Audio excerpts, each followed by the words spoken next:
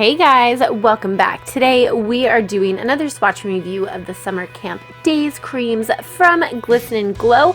We are going to be starting off today with Bunks and Bug Juice. This is the perfect cobalt blue. It is just bright enough that it catches your eye. It's not too dark, it's not neon. It is a perfect mix of the two.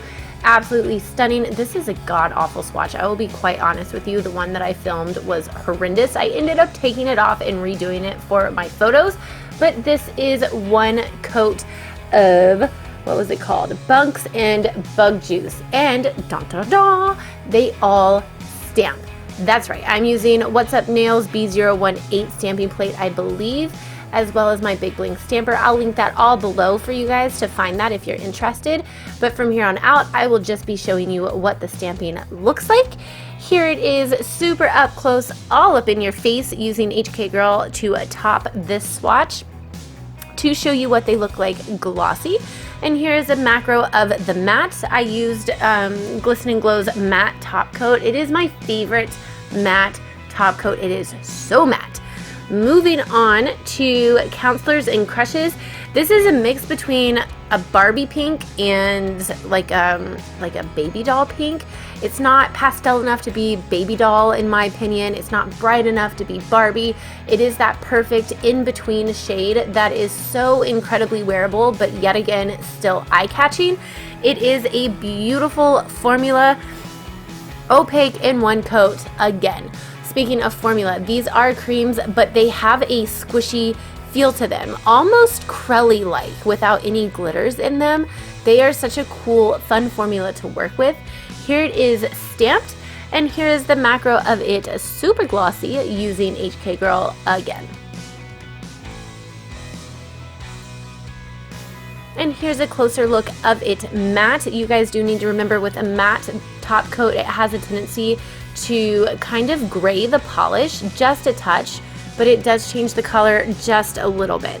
Right now you guys are looking at Talent Shows in tie-dye. This is coming off a little bit more blue on my screen as I'm doing the voiceover.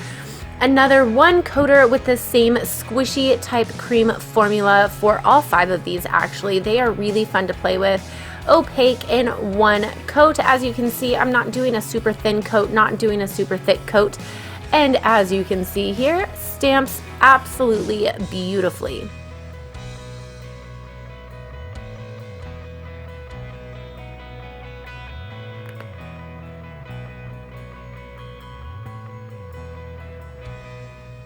And here's another look of that macro in matte. Again, using the matte top coat from Glisten&Glow.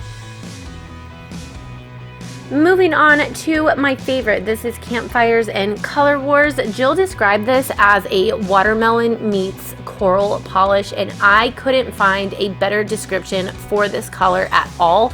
It is coming off a bit more orange on the screen and in my swatches, I think, than it is in real life. It definitely is very strongly pink with coral undertones. It is such a unique color. Beautifully opaque in one coat, and as with the other ones, it stamps beautifully.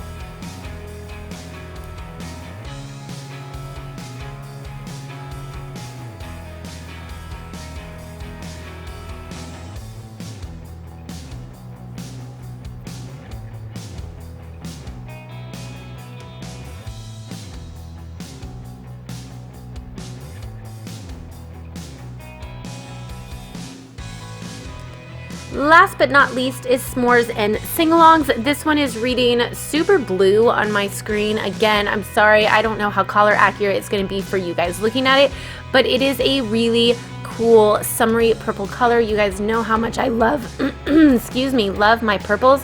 This one is no different.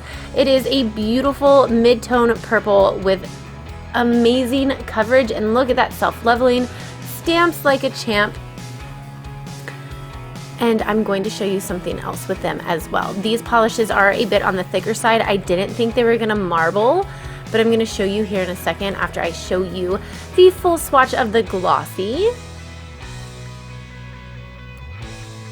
And then here are the mattes. So coming up in about 10 seconds after I show you these swatches, I'm gonna show you how they marble. I was actually really shocked There are some drawbacks though, and I'm going to touch on those. As you can see, these spread like an absolute champ. Not only do they spread so incredibly well in the water, but the colors play so well together. Here I'm using the entire Camp Daze collection, and then one drop from the the Places You'll Go collection, I believe. I just wanted to add a really bright, fun pop of color in there. These dry relatively quickly on the water. That is the only drawback that I found with these. They don't they don't get murky in the water. They don't bleed into each other very much at all, but they do start drying and it gets a bit goopy in the center. So if you're going to use these to marble, you need to work quickly. These do make beautiful marbles. I had so much fun playing with these, but you do need to move pretty quickly to keep them from drying on the water or in a place where you don't have the AC on. That would also be super helpful, or the heat in the winter whenever you're using these. But anyways, these guys are available on the 18th. I will leave all of the details down below, and prepare yourself. There is a ton of art.